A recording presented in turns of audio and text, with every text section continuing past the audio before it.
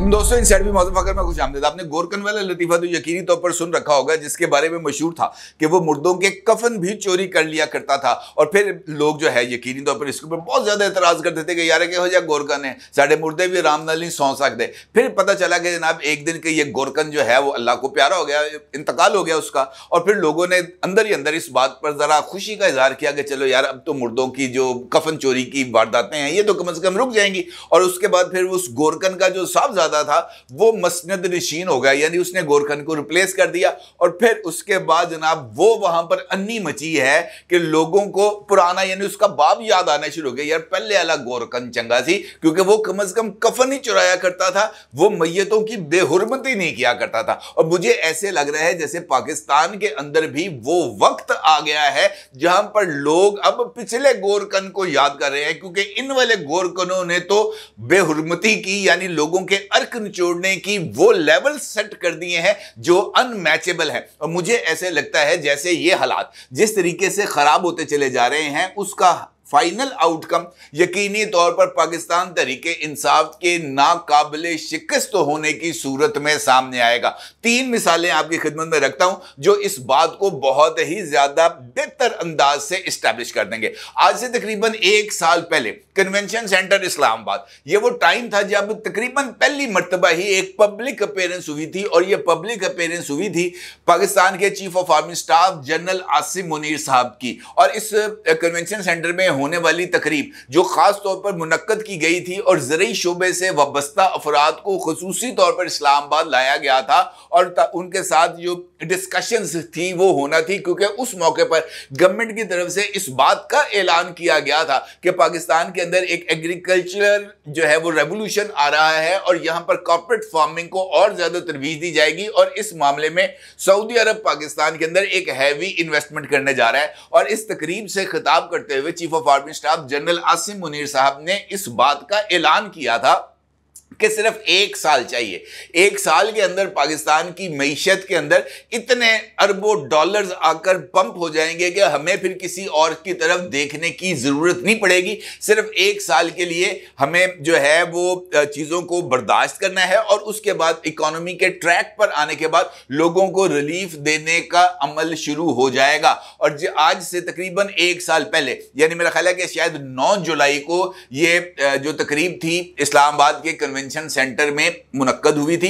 और आज तकरीबन 5 जुलाई है और आज के बाद तकरीबन 3 दिन के बाद ये साल मुकम्मल हो जाएगा। लेकिन अब तक की जो सूरत हाल है वो ऐसे ही लग रही है कि जनाब हनूस दिल्ली दूरस्त, क्योंकि बजट से पहले इस बात के कुछ इंडिकेटर्स मिल रहे थे कि जनाब महंगाई की शिद्दत में कमी आ रही है और वाकईतन कुछ चीजों की कीमतों में कमी आती देखी भी गई। एलपीजी की कीमतों में कमी आई, आटे की कीमतों में कमी आई, रोटी की कीमतों में कमी आई और उसके नतीजे में घी की कीमतों में कमी आई। तो ये इस बात की तरफ इशारा था कि जनाब चीजें जो हैं वो नॉर्मलाइजेशन की तरफ आ रही हैं क्योंकि इकोनॉमी चलना शुरू हो गई है। लेकिन उसके बाद बजट के अंदर कुछ ऐसे इकदाम किए गए जिन्होंने पूरे के पूरे इस सिस्टम को ही हिलाकर रख दिया। अभी कल ही एक फैसला सामने आया है जिसके नतीजे में बिजली के पर यूनिट जो कॉस्ट है उसके अंदर तकरीबन 5 रुपए 72 पैसे पर यूनिट, ये फ्यूल एडजस्टमेंट चार्जेस नहीं है, ये क्वार्टरली फ्यूल एडजस्टमेंट चार्जेस नहीं है,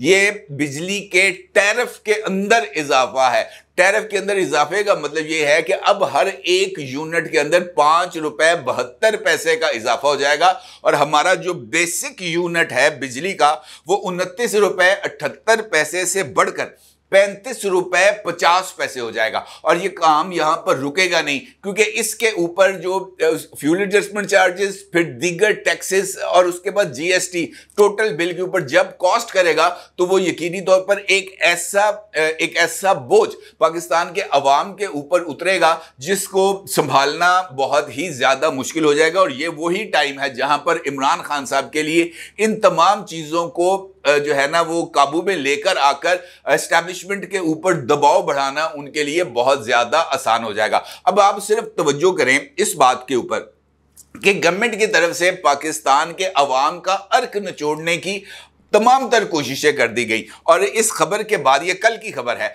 आज ये खबर आई है कि आईएमएफ ने इसके ऊपर भी जो है वो एतराज किया। उन्होंने कहा जनाब आपकी तरफ आपने जो इजाफा किया है वो इजाफा कम किया है। अगर आप ये चाहते हैं कि हम आपके साथ $6 बिलियन या $8 बिलियन के एक टर्म फाइनेंसिंग के अंदर आए तो फिर आपको आईएमएफ के उन तमाम चीजों के ऊपर पूरा उतरना होगा जिनके नतीजे के अंदर आपका जो रेवेन्यू कलेक्शन है वो बढ़ेगा और आपकी जो आपका जो गवर्नमेंट को चलाने का या सरकार को चलाने का जो भी रास्ता है वो जरा आसान होगा। अब गवर्नमेंट की मजबूरी ये है इस वक्त कि गवर्नमेंट को चाहिए पैसे, और पैसे चाहिए जो है जिसके नतीजे में वो अपना सर्कल चला सके, खासतौर पर अपनी अय्याशियां कर सके। लेकिन पाकिस्तान के अंदर इन्वेस्टमेंट के लिए जरूरी है कि आईएमएफ के प्रोग्राम में जाए। अब आप सिर्फ इस बात से ही अंदाजा कीजिए, थोड़ी छोटी सी एक मैं चीज आपके साथ शेयर करने लगा हूं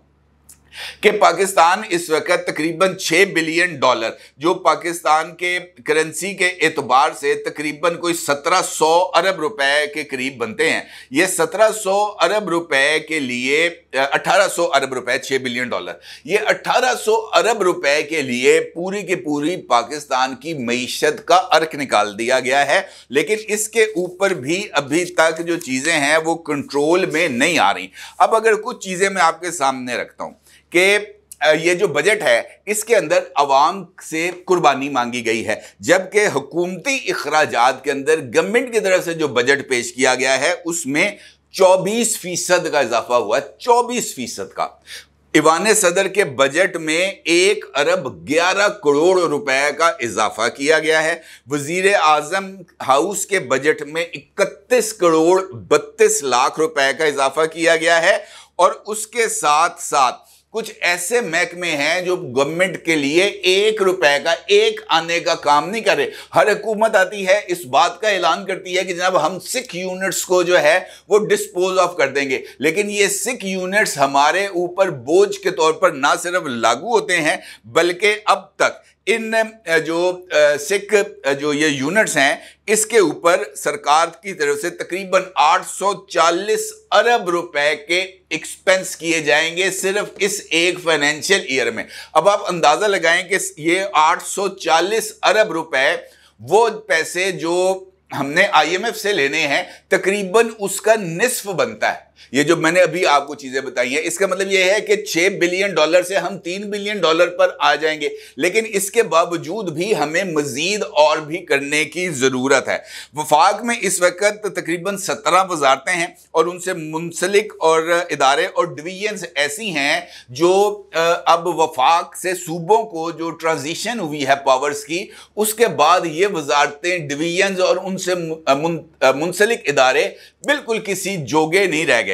लेकिन इसके ऊपर भी जो इखराजात हैं वो तकरीबन जो है वो 400 अरब रुपए के करीब हैं। इसके साथ साथ आपने अभी रिसेंटली हमारे जो वजीर खजाना हैं जनाब मोहम्मद औरंगजेब साहब अभी रिसेंटली बजट की मंजूरी के बाद उन्होंने प्रेस कॉन्फ्रेंस की और उनका यह कहना था कि हमें टैक्स टू जीडीपी रेशो को बढ़ाकर 13.5% पे लेके जाना है। 9% टैक्स टू जीडीपी रेशो मुल्क के लिए फीजिबल नहीं है। कोई भी मुल्क इतने कम टैक्सेस कलेक्शन के ऊपर नहीं चल सकती, कोई भी मईशत नहीं चल सकती। जबकि अगर आप गौर करें तो 2010 से लेकर 2024 तक इन 14 वर्षों में जो गवर्नमेंट की टैक्स कलेक्शन है इसके अंदर 973% इजाफा हुआ है। 973%, यानी जो पहले जितनी रेवेन्यू कलेक्शन होती थी उससे ज्यादा रेवेन्यू कलेक्शन हो रही है। लेकिन इसके बावजूद भी अवाम की तस्कीन नहीं हो रही, क्योंकि जनाब ये जो जंगल के बादशाह हैं ये इस बात पर तैयार नहीं हैं कि जनाब हम अपनी मरात को कम करें। जुल्म ये है कि पाकिस्तान के अंदर गंदम को जो है इंपोर्ट करने के लिए खास तौर पर उस मौके पर जब पाकिस्तान की अपनी गंदम तैयार हो रही थी, इंपोर्ट करके पाकिस्तान की इकोनॉमी के ऊपर मजीद बोझ डाला गया और वो जो डॉलर्स की शॉर्टेज थी गवर्नमेंट के पास, उसमें इजाफा किया गया। और अब ये बात कही जा रही है कि जनाब चीनी हमारे पास सरप्लस है और चीनी के लिए गवर्नमेंट ने खुसूसी तौर पर इजाजत दी है 1.5 लाख मैट्रिक टन गंदम को, चीनी को मुल्क से बाहर बरामद करने की। और अब आप यकीन जाने, आज से 3 महीने के बाद जब यह चीनी पाकिस्तान से एक्सपोर्ट हो जाएगी, मुल्क के अंदर चीनी की शॉर्टेज होगी। जो चीनी इस वक्त 120 रुपए की मिल रही है वो 180 रुपए पर जाएगी। जैसे ही वो 180 रुपए तक पहुंचेगी, हम चीनी को इंपोर्ट करने के लिए जनाब टेंडर करेंगे और जो चीनी हमने यहां से एक्सपोर्ट की होगी वही चीनी हम दोबारा इंपोर्ट कर लेंगे। और हुकूमत बदलती है, चेहरे बदलते हैं, लेकिन ये जो तरीका वारदात है ना, ये सेम रहता है। अब इसके बाद अगर हम ये कहें कि जनाब लोग सड़कों पर नहीं निकलेंगे तो ये बहुत ज्यादती है। इसका मतलब यह है कि हुकूमत है या इस्टेब्लिशमेंट है, जो भी है, उनकी ये ख्वाहिश है कि जनाब इमरान खान साहब को हमने जिंदा रखना है, इमरान खान साहब की सियासत को हमने जिंदा रखना है और उसके लिए हम ये जो फ्यूल है ये हम खुद उनको प्रोवाइड कर रहे हैं। अब इमरान खान साहब ने कल 6 जुलाई को इस्लामाबाद में जलसा करने का ऐलान किया है। पाकिस्तान तहरीक इंसाफ ने एक बड़ी तवील कानूनी लड़ाई के बाद इस बात की इजाजत दी है कि वो तरनौल चौक इस्लामाबाद पे आकर जलसा करेंगे। ठीक है जी। अब इसके दौरान 6 मरतबा ये मामला इस्लामाबाद हाईकोर्ट में गया, बल्कि कल तो जस्टिस बाबर सत्तार ये बात कहने पर मजबूर हो गए कि जनाब हमने इतनी मरतबा जलसे की इजाजत लेके जलसे को मौखर या मनसूख किया है, तो ये इस बात की तरफ इशारा है कि जनाब आप खुद को तो पॉपुलर कहते हैं,